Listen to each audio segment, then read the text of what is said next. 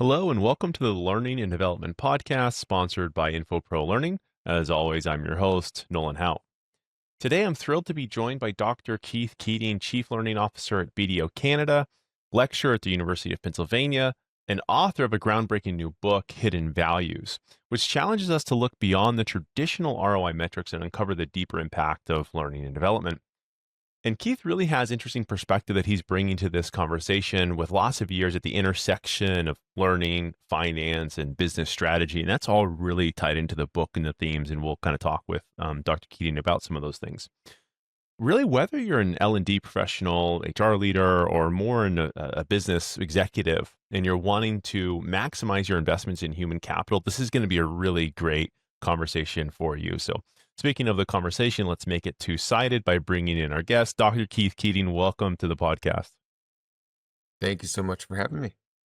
Wonderful. Well, before we get into the book and some of the topics that we want to talk about, we always start with learning a little bit more about your origin story, if you would. You know, you're an established author, a speaker. We just mentioned next week we'll be seeing you deliver a keynote at a conference. You're the chief learning officer of BDO, but that wasn't your start, obviously. You know, so what kind of led you down this path to where you are today? Well, it started once upon a time with being born. So when a man let's Okay, let's flash forward okay, maybe 15 years forward. perfect. All right. So my journey would start 15 years actually almost to the day with my struggle in school. So I struggled Mm, significantly, I would say with learning, but I don't know that it was really learning as much as I blame the school for that. And so fun fact, I mean not really fun, but a fact is that I am a high school dropout. So I finished maybe 2 months of 10th grade, but I mm, basically have a ninth grade education and a few months of mm, 10th grade. And so being a high school dropout was not just part of my story, it was my story. And it was the beginning, but also the end of how I saw myself. And I was so ashamed of it for many years. I hid it, I mm. let it define me. Today, I've been able to transform that to the beginning of my story rather than the end. So in particular, my view on the value of learning is deeply personal because for me, for a long time, I didn't believe that I was capable of learning. So Yeah. I struggled in school, and part of that was because I had so many different schools. I grew up in Europe, in Asia, then came to the US when I was 13, 14, and my school education just didn't line up. And so one teacher would tell my parents I'm above average and I should skip a grade, and the next teacher would tell them that I need to be held back because I have developmental challenges. And so it was a Wow. deeply struggling time for me where I had to make a decision to drop out to save myself, essentially, my mental Mm, health. And when I did that, I was told the same cliche statements. You'll never amount to anything. You'll be destined for a life of fast food. mm. First of all, as if there's something wrong with working in the fast food Yeah. industry, because there's not at No. all. And I did that. I actually went and got a job in fast food. So I had been told that I wasn't smart enough, that I couldn't be cut out for it, and so I just believed that. And it wasn't until adulthood that I realized that the problem wasn't me. It was how I was being taught or not taught. And Mm, the moment that I learned how to learn, everything changed for me. It was like someone handed me the keys to my future. And mm, from then, learning just stopped being something that made me feel broken, but something that made me feel powerful and empowered. And so that journey has shaped everything since then, and what I believe about learning and development. And then when you've been the one who's been overlooked or counted out or underestimated, it changes how you see people. And it mm. makes you even more hyper aware of those hidden barriers that others might be facing. And it makes you ask questions like, who are we missing? Who aren't we developing in our organization? Who's not being thought of in this learning experience? And so I'm constantly rooting for the underdog because I am one. And I know Mm, firsthand what it feels like when you get to unlock that, when you get to change someone's life through learning, because learning and development absolutely changed the trajectory of my life. In fact, I keep this little post-it note next to my laptop all the time mm, to remind me of what we do. What we mm, do, our bigger mission, our bigger purpose is we change lives through learning and development. So, long story short, my journey has significantly impacted my belief in what we do. And if I believe anything, it's that learning is the skill that we need for today, for tomorrow, and for whatever comes next. And we're the ones that get to do that. We're the ones that get to mm. prepare people for the future. I love what we do, but it started from a very difficult place. Sorry, And that's long-winded monologue there. no, that's phenomenal. And so it's, I feel like as I've asked this question, it wasn't really the intent when we started, doing these podcasts a while ago, but there's like some common themes. And I think one that is relatively common is they felt there was a better way to do it than how they experienced it, and it impacted them so strongly that they felt, I have to be the one to do something about it. Like, I need to be the change. I need to be that person to change lives in somebody else. And so it's I mean, yours is one of the more compelling stories you've ever heard from that perspective of learning really was the pivotal moment in my life. And the second that I realized that's what I needed to excel, it kind of changed my career trajectory. So that's wonderful. So fast forward, many years later, you've just written this book on hidden values. Why did you write this book? What was was there a similar a similar moment in your mind where it just kind of clicked and you were like, I got to put some pen to paper here. I know this is your second book, so maybe this is I wouldn't say leftovers of your first book, but maybe when you were writing your first book, you're like, Continuation. yeah, continuation, yeah, like, hey, I wanted to put more in there, but I didn't want this to be, like the Bible, so so I wanted to have two volumes, make it easier. But yeah, what led you to Hidden Values and publishing it? I needed a New Testament. We had the Old Okay. Testament, now we needed the New Testament. I needed the book of Matthew, John, Luke.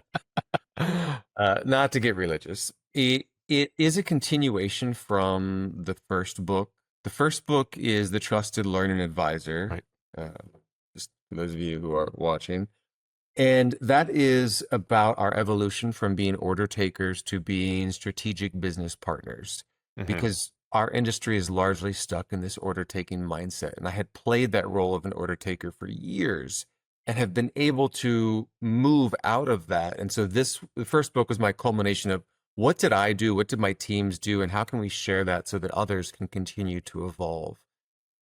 And it focuses a lot on our foundational skills, being a trusted advisor, consulting, things like that. There wasn't Hmm. a lot about the value of what we do. And so when I was finished with that one, I found that there's just this gap in the industry. I hear a lot of negativity on LinkedIn and from others, people who are burnt out. And the truth is, I want them to fall in love or fall back in love with what we do, because what we do is so powerful. So, specifically to answer your question, I wrote this book because I care, and Mm, also because the world is changing. And I care deeply about this profession and the people in it. I've lived that frustration of being unseen, underestimated, unsure if the work I'm doing even matters.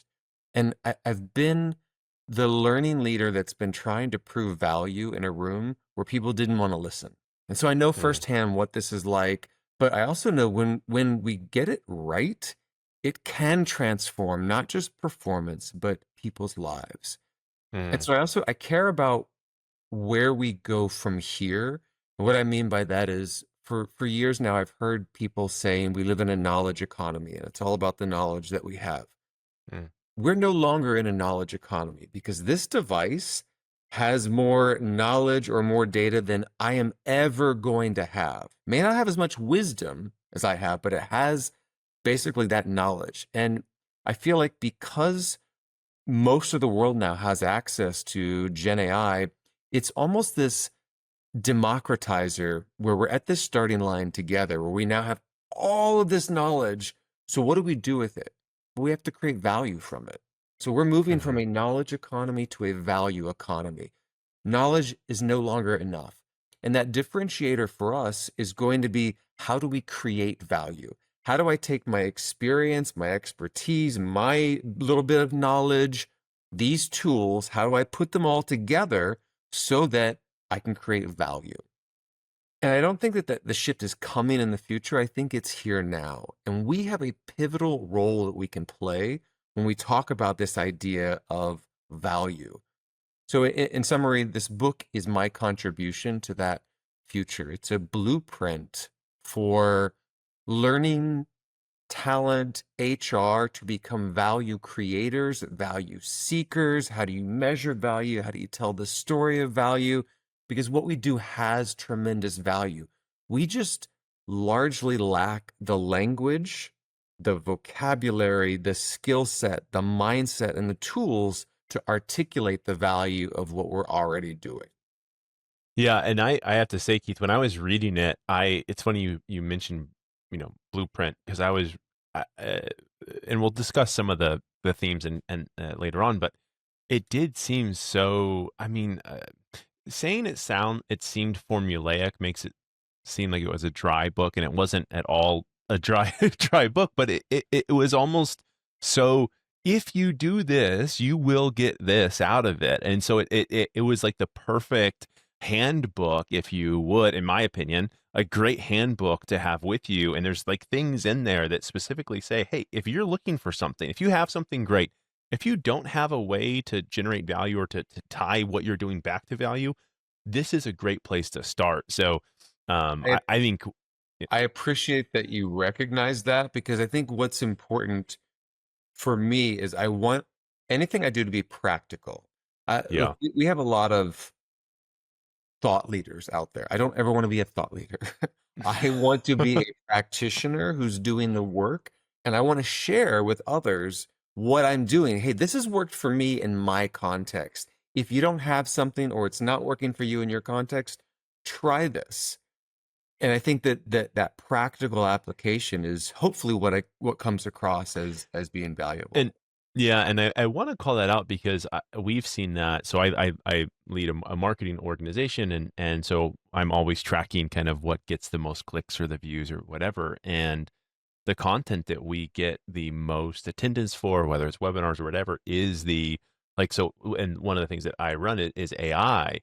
And I remembered the first AI presentation I ever gave, I looked at the schedule of AI and everything was like strategy, strategy, strategy. And I was like, well, don't people actually want to know how to use it?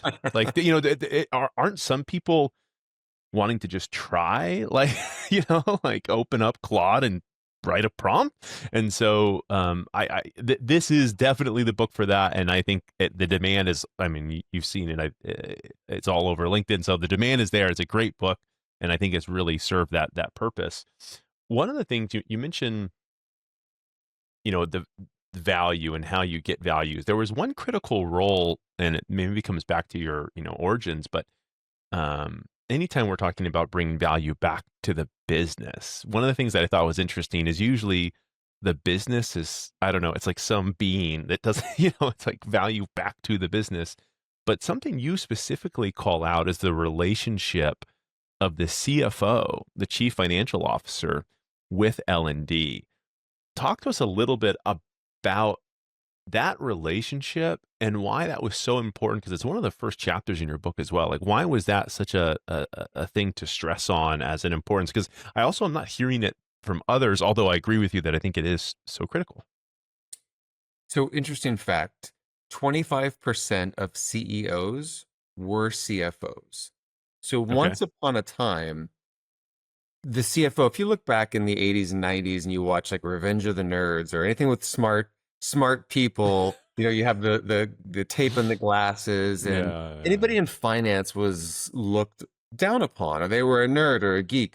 Fast forward to where we are today, finance are the leaders, to the Hmm. point now where the job trajectory for CFOs is now CEO. That's how Mhm. important the CFO is.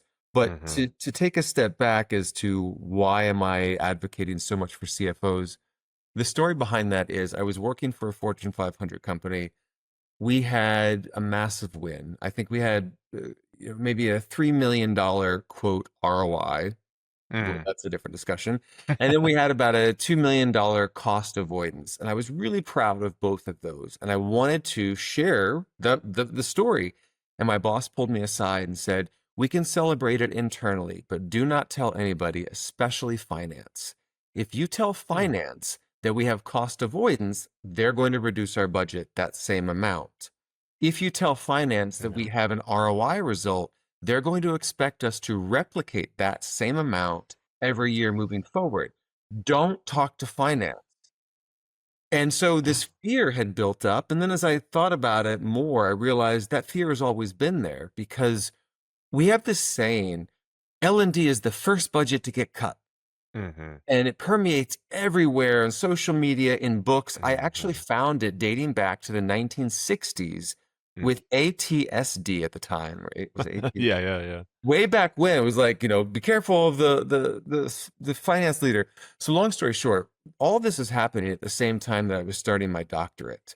And I thought, what better group of people to study to learn about CFOs? Let's find out, is any of this actually real, or are we creating this echo chamber of beliefs Mhm. that may not actually exist? So I ended up researching CFOs for my doctorate. So I'd interviewed Fortune 500 CFOs to understand, how do they think, or what do they think about organizational learning? What influences their training budget process, and where might those disconnects be? And I found a lot of insightful information. So first of all, every CFO I spoke to, they believe in the power of learning. That's good, but Yeah. they see people as strategic assets, also good. They understand that learning can drive confidence and retention and growth. But here's the most interesting part of that. They also admitted that learning is not a top priority for them. Mm. They also could not tell me how much they invested in their people each year. So I Mm. could say, hey, Nolan, how much did you invest last year in IT? And they would say, oh, 37 million. Yeah. Yeah. How much did you invest in your people? Oh, I don't know. But people are our most important asset. Really?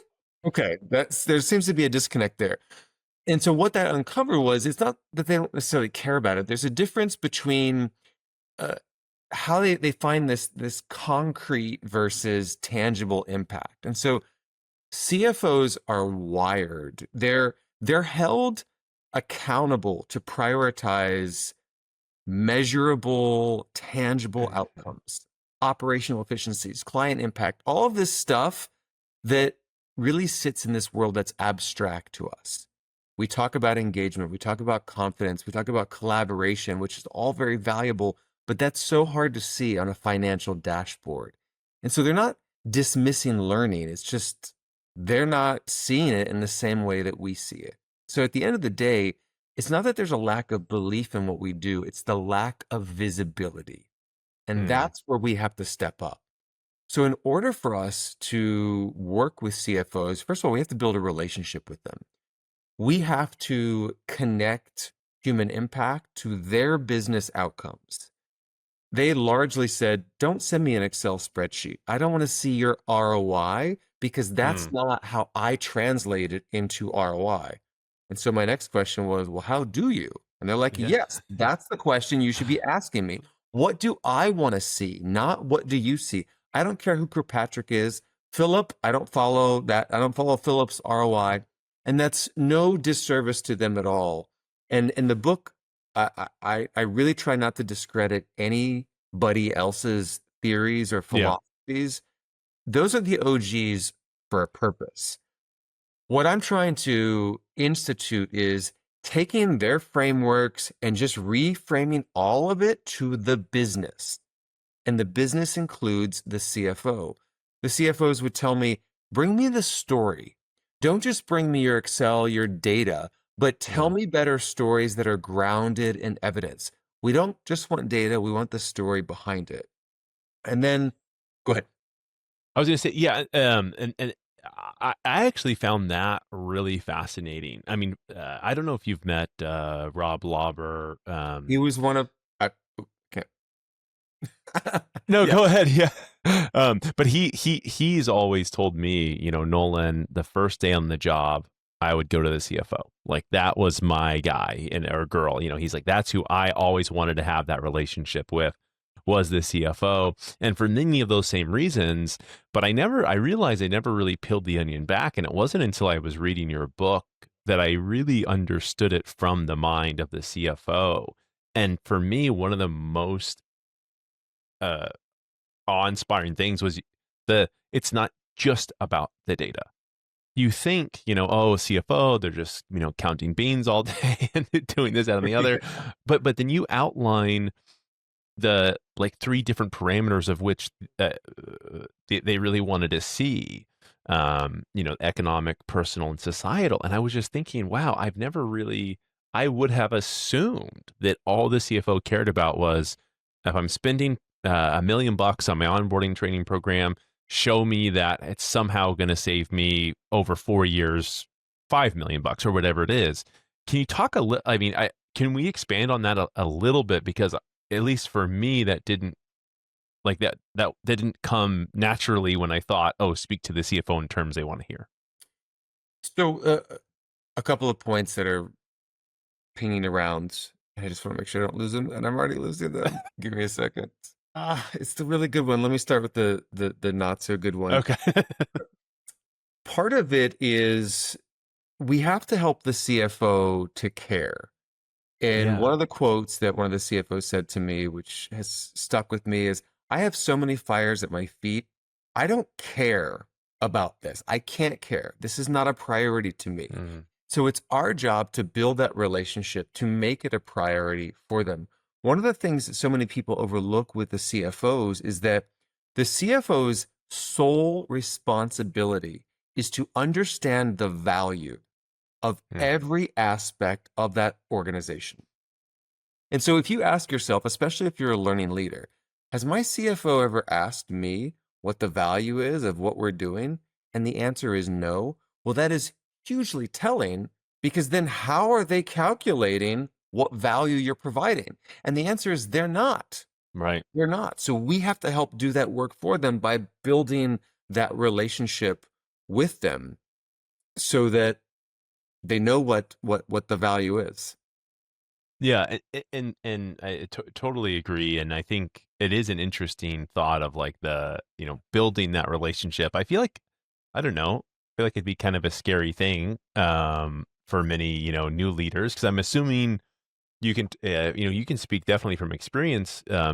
Keith, how do you even go about that introduction, right? Like we talked about practical, like hey, I'm Keith, I'm your new CLO. I want to have a good connection. Like, what have you found to be the best strategy to get that dialogue opened when maybe in the past, at the culture of the organization that you're in, if you went to the CFO and said, "Hey, the head of learning is out here," he goes, "The head of who?" Like how do you even start? You just approach it, bull in a china shop, barge in. What did you It find worked? starts with curiosity and being Okay. truly curious about who they are as an individual Yeah. and get to know them. I mean, you play into their ego a little bit. Ask them questions like, how did you get to where you are? Yeah. How did you learn how to be a CFO? And what was the most impactful part of that learning journey for you? Was it Hmm. your university degree? Did you take a course somewhere? Was there a professor that stood out to you? Oh, there was. Tell me about that professor. What did that professor do that Hmm. made that professor so memorable? What was the best program that you've ever taken in any organization? And what was the worst? And really Hmm. just doing qualitative research into them to find out their experience. And that's my technique because it also gives me insight as to whether or not they're going to immediately be an ally or not. If you are connecting to your CFO and they're Yeah. saying, I've never had a good experience in any organizations, they have been just a waste of time, you have a lot of work to do to try and change that mindset versus somebody who can tell you who their favorite professor was, the program that made a difference to them, Yeah. that's your ally.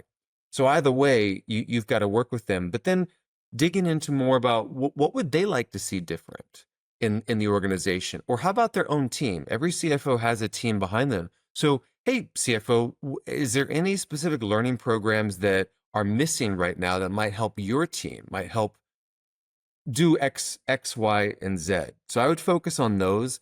The other questions I might focus on is understanding the budget process. And Yeah. so I mentioned earlier that we have this echo chamber statement about how L&D is the first budget to get cut. You Hmm. know who else thinks there's the first budget to get cut? Marketing. You know who Hmm. else? IT. You know who else? HR. We think we're the first budget because that's our world. But I can tell Hmm. you from at least the CFOs that I interviewed, they wholeheartedly said, we have never specifically cut the L&D budget. First of all, it depends on where does Yeah. the budget sit. Is it centralized, decentralized, hybrid, federated? They would say things like, well, yeah, we say take 10% across the board, but if your budget is buried in a service line, then that service line is responsible for cutting your budget. But Yeah. we tend to think, oh, it's the CFO who doesn't like us or want to do this.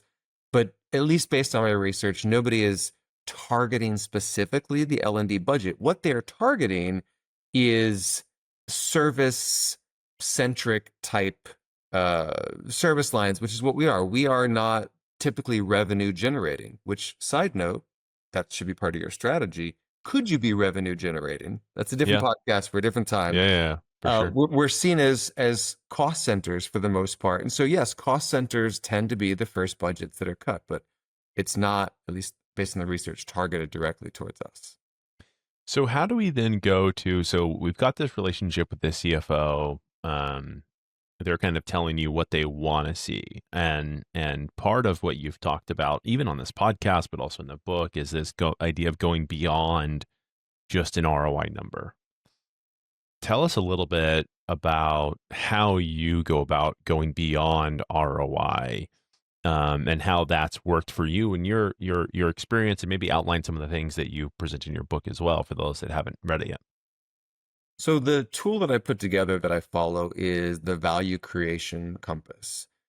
This is built on the language of the business, not the language of L&D. This is one of the biggest areas that we have to evolve in because no one outside of us cares who Kirkpatrick is, who Phillips is, level 3, level 4. That's not our LMS, Mhm. LXP, all those things. The the value creation compass, the tongue twister also, reframes value through the lens of how your organization typically defines success so that we Mm. can show impact in the way that your leaders already care about. So think about the value of learning and the compass being the directional point, because you can turn in any angle with a compass and it's going to point somewhere. And so that was the intention with how I sort of laid out the compass. So the compass, north, south, east, and west, for those of you not familiar with the compass, there may be some, I think the Yeah. younger generation, why would they need one at this point? So I'll start with North real quick. So North is empowering people. And this is our default state in talent development. Everything starts with our people. And that's why I've captured it in the true North. It's our familiar ground. This is our Yep. skills, leadership, engagement, retention, all the thing people related. So I'm not going to dig too much into this. I want to jump to the other three. So we start with North, focus on the people, and we move East. This is where we're driving business growth. So East is about connecting learning directly to things like revenue, Hmm. innovation, market expansion. It's where we prove how L&D can fuel the business, not just support it. And so sometimes it feels like the idea of revenue could be out of reach for us. But if you take a step back and you think about programs like sales or sales enablement, or maybe you have some operational programs that have reduced the time to market or reduced the time for your new hires to be upskilled, or Hmm. you're supporting innovation, all of those are growth levers. And so this is where credibility really accelerates when leaders can see what you're doing ties to growth. So I'll give you a quick example at BDO. We have a program called the Business Growth Academy. And our partners and our managers, they go through this program and it's explicitly designed to help strengthen their sales capability and revenue generation. So there's a clear link there to business Absolutely. growth, pipeline development, all this stuff. So east, then we go south, building organizational resilience.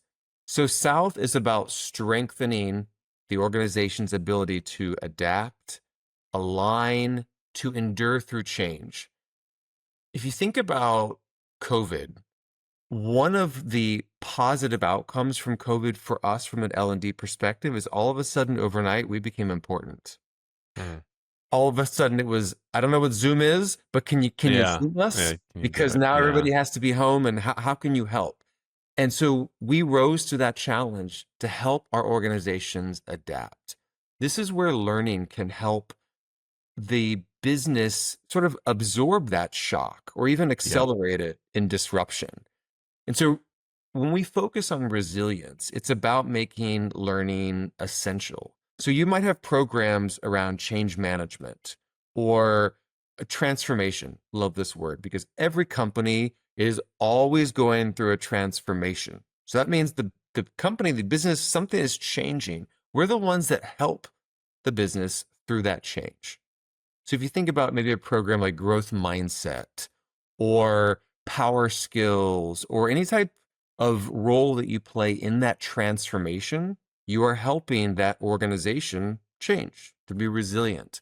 When we help our talent be agile, adaptable, resilience, we're helping to strengthen organizational resiliency. So that's south. Then we Mm. move west, which is delivering customer value. So this is where we go outside of the walls of our organization. It's about how do we equip our employees so that we're helping to improve the experience, Mm. trust, and the loyalty of our customers.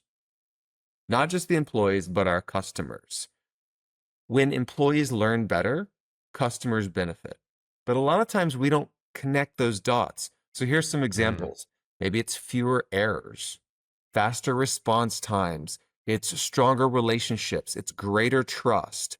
This is where a big part of our hidden value actually lives because the customer value is often overlooked. But once we reveal it, there's a really powerful story there. So I'll give you an example. We have recently taken one of our internal programs called Speak with Impact. It is a leadership program that helps with gravitas, executive presence. Okay. We're delivering it internal, which does trickle external, but we're also offering it for free to our clients. Mm. That's Mm. delivering customer value. It's helping to strengthen their ability to communicate, to inspire, to lead, not just internal. It's helping to demonstrate us as a trusted partner. So, long story short, the compass isn't about doing everything at once. It's about broadening how we define how the business measures value. And so the goal with the compass is not for you to sit in your office by yourself, spinning the compass, figuring out what to do. It is a perfect tool to take to your business and to have a conversation with them and say, here is a tool that we can use in this framework. What is the most important area where you want to start focusing on for value for you? And use it Yeah. to drive the conversation with them. And I can see how this book really dovetails from your previous book, where you're actually giving, again, really practical advice on how to have those conversations, like how to get yourself in that mindset. And then here is this book that comes along, the Hidden Values, that is giving you now the playbook to go and practice those skills. And it's interesting, when you mentioned the customer angle of it, I feel like a lot of times that gets lost in the noise. But as you said, it is actually what drives most value to a company. Because if they're not buying, how are you getting value back to the company? And like, and it's such a critical component. We were doing this program for a large telecom, and it was about customer service training. And we had asked them, what are those metrics that you really want to move? And well, they said, well, here's all the metrics we track. And we're like, great, but like which of the ones that you actually want to move? Because they're so connected. Now, this telecom provider is really about churn and burn, right? They just want to get as many customers. So for them, and that's what we said is like, listen, that's what you're known for.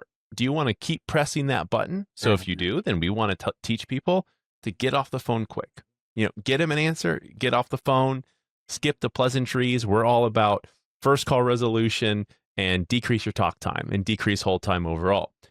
However, if we were talking to Nordstrom, it'd probably be a completely different conversation. There, the value, the customer value that you're, in the compass, the customer value, so much of that is having a conversation, allowing yourself to talk more, to learn about their lives, to do whatever. And so it's such a critical component and I think learning really has the ability to be the advisor in that space, the business advisor, not the learning advisor, just the business advisor to say, let's not forget why we're doing this, which is the Yes. customer. And I think you come to the table, like you said, with that, not you sitting down and saying, let me map out the four, and then I'll go to my CFO and I'll say, here's my four. But no, going to who are the stakeholders at each of the points of your compass? Who are those going to impact? Get their buy-in, get their approval. You now have at least two or three allies with you to go present this solution. It's just really a phenomenal model that you outlined. And here's the thing, the listener, the royal we, you're doing a lot of this already, but you may not be following the bouncing ball or the ripple effect because we Yeah. often stop, just like you were talking about your customer, at that first level of here's the metric that I'm measuring, not where the value is truly impacting.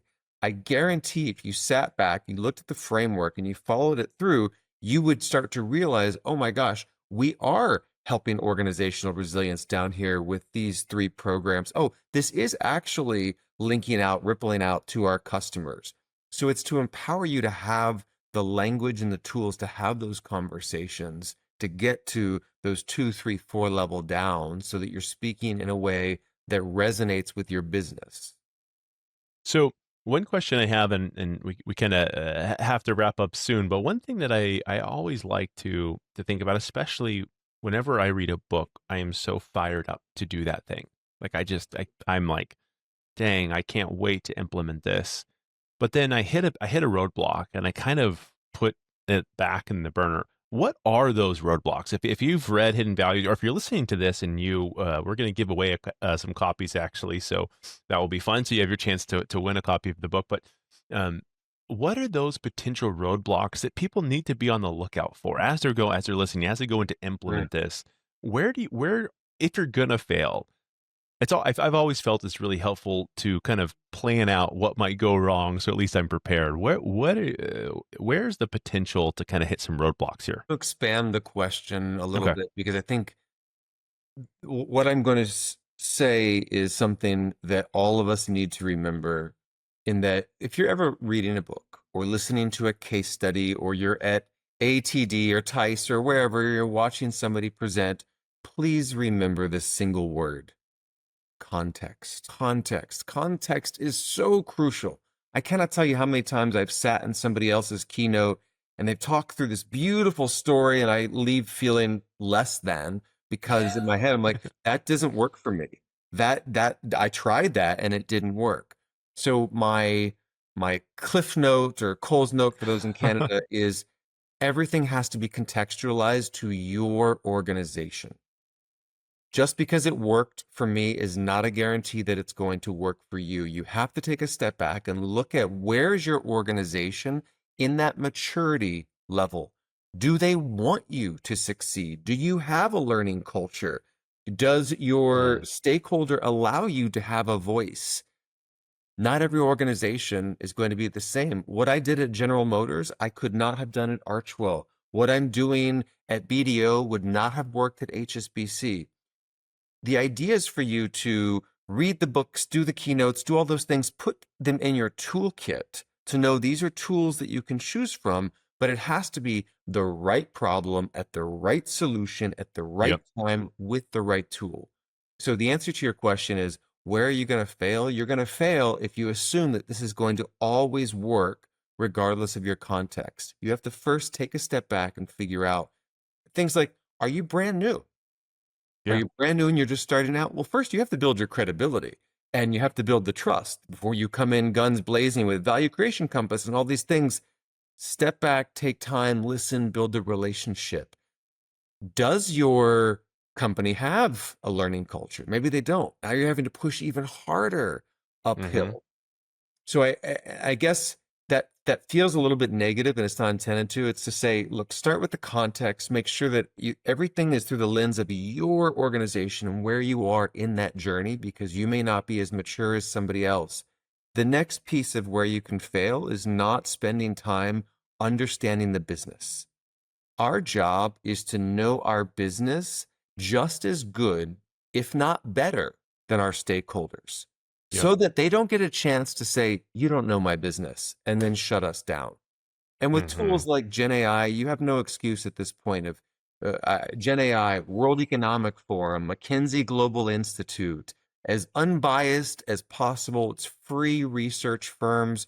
Go out, understand the industry, understand your competitors, understand your stakeholders, bring them your ideas, bring them some of the research rather than just going to them as an order taker and saying, okay, what can I do for you? Mm-hmm. Yeah. I think especially in and I mean I've said so many times that I think the role of the learning development professional is one of the hardest roles to be in, whether depending whichever hat you want to put on, right? So sometimes learning development gets related to like a marketer because they're both after engagement, right? You're trying to get people engaged to buy in.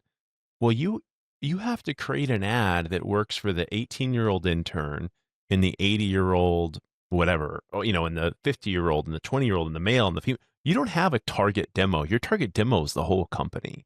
And so you've got a tough job. And as you said, knowing that context of what is the business that I'm trying to operate in. And you've said it twice now, and I think I will now make it a third time because I think it is that important. One of the critical things that we learned as we started implementing AI in our organization, we significantly undervalued the democratization of our subject matter expertise, of how important that was going to be. Because when we looked across everything, we're like, yeah, this is going to help us save some money, save some time.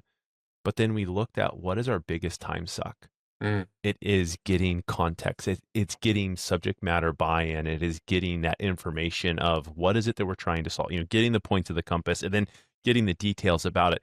No longer do I need to go to the one person in the company who understands this very complicated technology. I don't need to go to that person anymore and say, "Tell me everything about your world." I can start with, I know everything about your world. Is this accurate? So I believe that is so darn important. You will save yourself so much time if you allow yourself to get that context. So I appreciate you calling that out twice. I think it's so I have important. one last one that I would Okay. share. That Yep. is, as I think about the future of our industry, and I'm not making any predictions because no one knows. Yeah. What I can say that will help, that at least I'm applying for me and my team, is you have to get outside of your box. You Hmm. have to get outside of this L&D box. I'm just an instructional designer. I'm just a facilitator. I'm Hmm. just in learning. If Hmm. you met me on the street and you said, what do you do? I would say, I'm a problem solver. I happen Yep. to use learning and development as one of my tools to solve problems for people. I'm a CLO. I spend less than half of my time on formal learning stuff. I could be a coach. I could be a therapist. I can be booking lunch orders. I can be helping my stakeholders find travel plans. I'm out there talking to learners and talking to stakeholders. I'm out there learning what's happening in the business. But this, for me, I am personally moving away from hiring traditional L&D people who are so stuck in, Patrick and Philip, Totally. all Yeah. the Yeah. lingo The names. that nobody wants to use because we're so much more than that. So continue to evolve past just that. You triggered this because you talked about marketing. Marketing is one of the most important skill sets that we have to develop because you are marketing. This is a product. And it, we get frustrated because others don't care about what we do as much as we do. Newsflash, we're paid to do this. So we're literally paid to do this. You think the IT person who Oh, launches that new security thing that makes us reboot, that irritates all of us, we're like, oh my God, I have to reboot my computer again. Well, you know what? We don't care about it, but that person cares a lot because that's their job. They're paid to care. It's just like learning. It's our job. We're paid to care. We don't do this out of the goodness of our heart. So stop taking it personal when people don't care and make them care. And you make them care by understanding why it's valuable, relevant, necessary for them, and you market it to them. yeah. Now we're going way over time, but Right. I gave us a presentation on this. I said uh, it was fairly math driven, so I think I lost some people in the math. But I said, listen, if you're going to spend, and I'll just do a round number, you're going to spend $1 million on pre-built content, right? Like your Skillsoft, LinkedIn Learnings, or whatever of the world, right? You're going to spend $1 million on that, and you have 10,000 learners. Okay, that's 1,000. Most people would say, hey, it's $1,000 per learner. That's pretty reasonable because look at we're getting 1 million courses, and that's how we calculate cost per learner. But if we said, well, what was the consumption of don't even get to whether it had ROI back to what they applied or anything. Just take it that just one baby step further. How many people consumed that? Yes. Do you know the benchmark is 10 to 20%? That's the bit like that's what they're considering great. And 10 to 20% means one person accessed the course one time. That's how most of these metrics are, right? And so I Yep. said, okay, great. If you leverage that, your now cost per learner has grown by nine times because they didn't take it. And I said, and instead, I'm not saying don't take. This is not a knock on LinkedIn Learning or whatever, but I'm saying take the $1 million, still take $1 million, but spend maybe 800,000 on the courses, save out a couple of things, and spend 200,000 marketing it. Because if you spend 200,000 marketing it, you're getting more value. Like the cost per learner actually goes down with consumption. So it was a really like a fun experiment that we ran with a lot of people because I especially today, I think that's the real. I think a lot of people are kind of scratching their head at how do I get that engagement to my learning program? Are they going to want to learn at all via their LMS anymore? Are they only going to want to learn via an agent?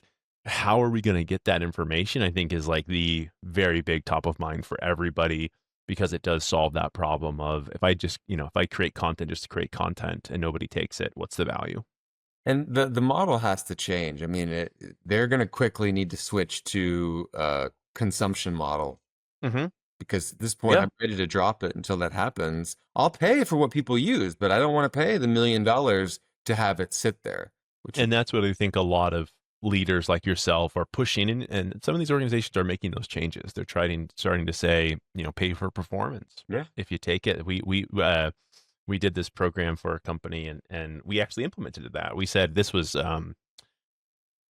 it was a massive leadership program where people signed up to take it.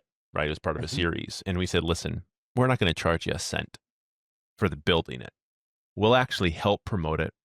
We'll get people to it. We'll manage it on the back end. And you're only going to pay when somebody shows up to the classroom.